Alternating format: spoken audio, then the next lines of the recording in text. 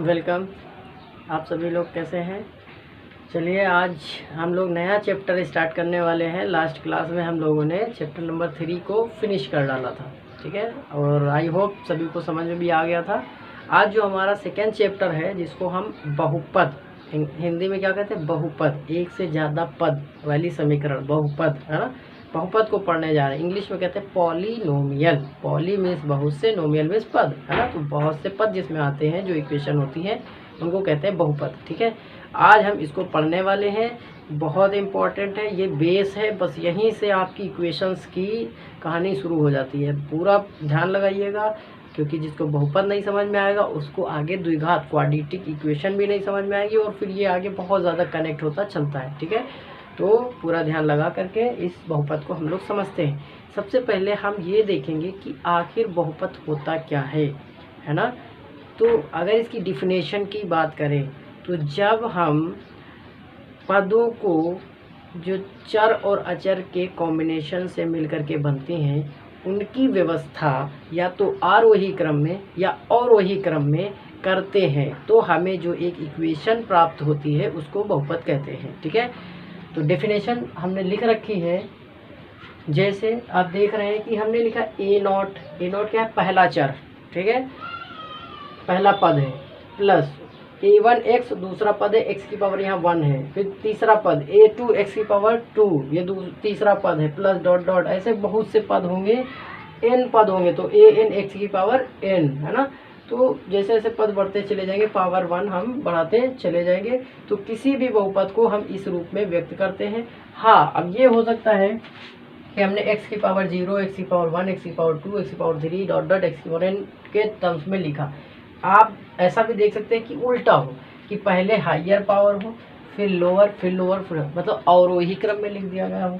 जैसे एग्जांपल यहाँ देख लीजिए आप, x की पावर 3, x की पावर 2, x की पावर 1 और x की पावर 0, है ना। तो ये क्या हो गया, रिवर्स ऑर्डर में लिखा गया है, ये घटते हुए क्रम में लिखा गया है ना। तो इससे कोई फर्क नहीं पड़ता है, ठीक है।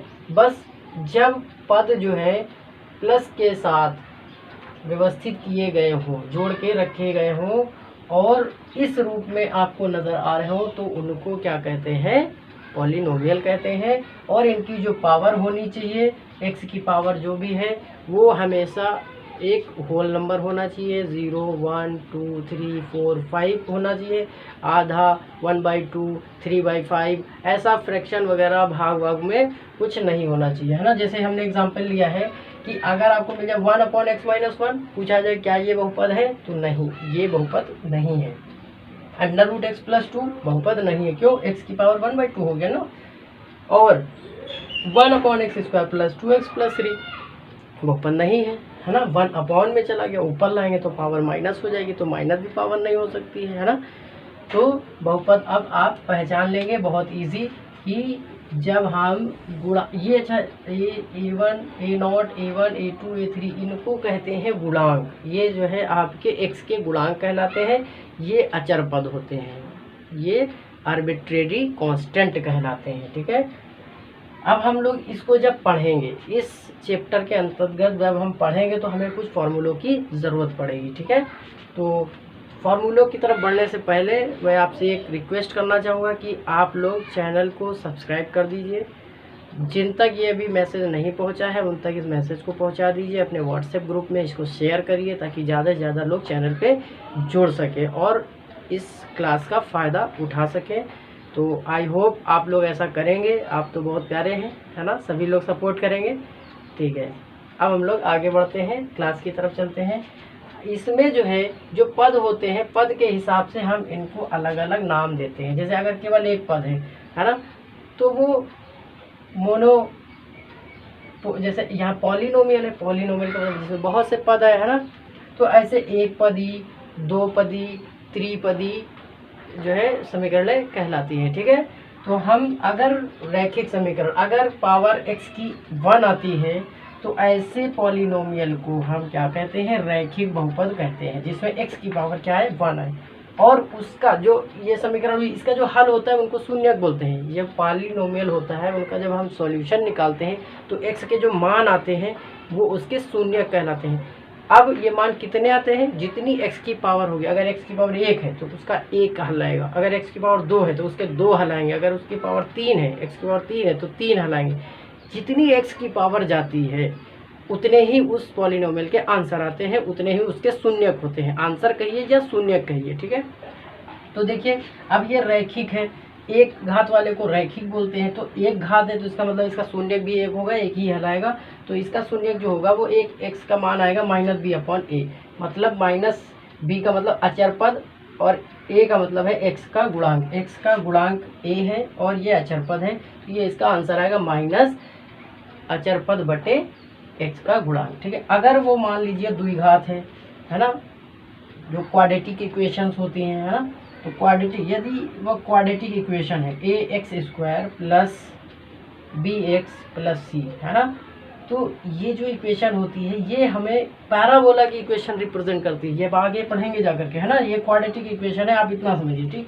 तो ये जो क्वाड्रेटिक इक्वेशन होती हैं, ठीक है, क्वाड्रेटिक इक्वेशन के जो शून्यक होते हैं, अब वो 2 होंगे, है ना, जब 2 पावर है, x की मैक्सिमम पावर कितनी आई है, 2 आई है, तो इसके 2 हल होंगे, 2 शून्यक होंगे, एक अल्फा होगा और एक बीटा होगा, हम शून्यक को अल्फा बीटा से भी रिप्रेजेंट करते हैं। तो अब इनको हल करने के लिए अगर मूलों को जोड़ा जाए, इनको मूल भी बोलते हैं, ठीक है, इन शून्यकों को जोड़ा जाए, शून्यकों का योग क्या आएगा, -b/a, आपको याद रखना है -b/a, ये फॉर्मूले 2 आपको बहुत याद करने हैं, बहुत एप्लीकेशन है, बहुत इस्तेमाल होंगे।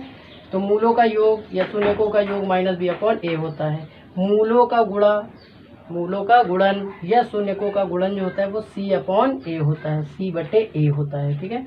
ऐसे ही अगर 3 घात वाली बहुपद है आपके पास, त्रिघाती पॉलिनोमियल है ना, 3 पावर्स में, तो जाहिर सी बात है इसके आंसर 3 आएंगे, इसके शून्यक 3 होंगे।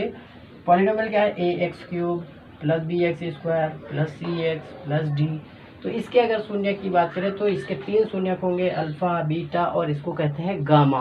क्या चीज़ है, गामा। तो इसके अगर हल निकालें, मूलों का योग निकाला जाए, शून्यकों का योग alpha plus beta plus gamma, तो -b/a।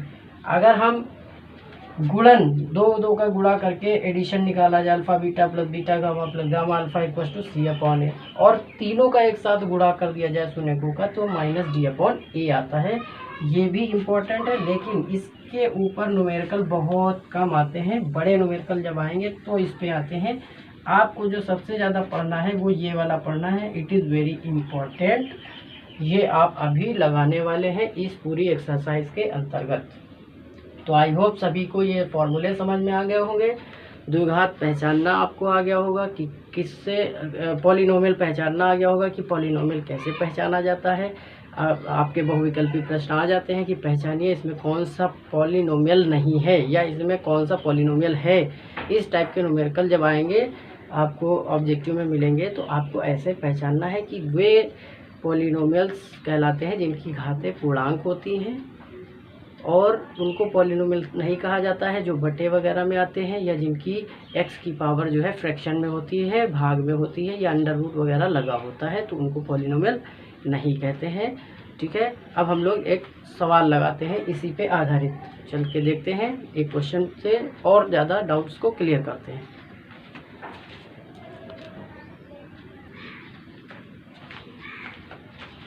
चलिए हम लोग जो है अब ये न्यूमेरिकल लगाते हैं। इसमें एक द्विघात दी गई है x² प्लस 7x प्लस 10, और पूछ रहा है कि इसके शून्यक को ज्ञात करिए, है ना। तो ये तो आप 9th में काफ़ी सवाल ऐसे लगाए हैं कि शून्यक कैसे ज्ञात किया जाता है, ठीक है। चलिए आज इसको एक बार फिर से हम लोग लगाते हैं। लिखा है कि x² प्लस 7x, बड़ा कर देते हैं, x² प्लस 7x प्लस 10, इसके गुणनखंड करने। तो देखिए गुणनखंड कैसे होते हैं, अगर x² के आगे कोई कोफिशिएंट है तो उसका पहले मल्टीप्लाई हमें लास्ट वाले पद में जिसमें x नहीं है करना पड़ता है। अगर यहाँ पे 1 है तो कोई दिक्कत की बात नहीं है। अब हमें 10 के ऐसे टुकड़े करने होते हैं, ऐसे फैक्टर करने होते हैं कि जोड़ने घटाने पे क्या मिल जाए, 7 आ जाए, ठीक है। तो अब 10 के टुकड़े करना है कि 7 आ जाए। तो देखिए 10 को अगर डिवाइड करें 2 से तो 2 5 10, है ना, और 2 और 5 को जोड़ दीजिए तो कितना आ जाएगा, 7 आ जाएगा, मिल गया इसीलिए, है ना। और हमें ये भी पता चलता है कि जोड़ने पे मिलेगा कि घटाने पे। यहाँ पे जो साइन होगा प्लस साइन दिख रहा है तो इसका मतलब जोड़ने पे हमें प्राप्त होगा, ठीक है। तो x² प्लस इस जगह पे लिख सकते हैं 5 + 2, अभी भी ये वही लिखा हुआ है, 5 + 2 7 ही लिखा हुआ है x, और ये जैसे था एज इट इज़ 10 रहेगा। तो अगला स्टेप है x² प्लस, अब इसको ओपन करते हैं ब्रैकेट को, तो ये हो जाएगा 5x + 2x + 10। अब हम दो पद में कॉमन देखेंगे। पहले इन दो पद में क्या कॉमन है, x यहाँ भी है, x यहाँ भी है, तो x आप कॉमन ले लेंगे तो यहाँ बचेगा x, और यहाँ से x चला गया तो आपका बचा 5, प्लस यहाँ से 2 मैंने कॉमन ले लिया, तो 2 जब यहाँ से निकल गया तो यहाँ बचा x, प्लस यहाँ से 2 चला जाएगा, 2 5 = 10 है ना। कॉमन जो यहाँ पे होगा वही यहाँ पे भी आपको मिलेगा, ये आपको ध्यान रखना है। अब दो पद फिर से बचे, अब इन दो पदों में फिर देखिए कॉमन क्या है, आप देख सकते हैं कि x + 5 दोनों जगह पे अवेलेबल है। x + 5 लिया तो बचा x, यहाँ से x + 5 चला गया, x बचा, यहाँ से x + 5 चला गया तो प्लस का 2 बचा। तो ये इस इक्वेशन के फैक्टर हुए, इतना तो आपने 9th में पढ़ ही डाला था। अब यहाँ के बाद आपको क्या करना है, ये जो आए हैं फैक्टर x + 5 = 0, तो x = -5, ये वाला पद लीजिए x + 2 = 0, तो x = -2।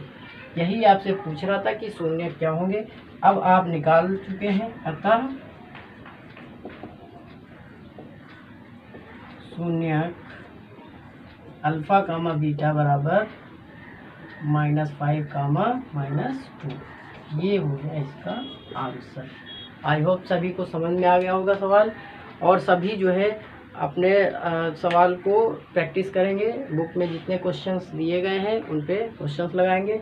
कल हम लोग और इसके आगे चर्चा करेंगे और बहुत सारे क्वेश्चंस लगाएंगे कि पॉलिनोमियल पे आधारित और कौन कौन से सवाल हैं और उनको किस तरह से हल किया जाएगा। नेक्स्ट क्लास अब जो होगी हमारी वो इसी पे होगी, और वीडियो को लास्ट तक देखिए और रोज़ क्लास मिस मत करिए, रोज़ क्लास अटेंड करिए और नोट्स बनाते रहिए। Thank you.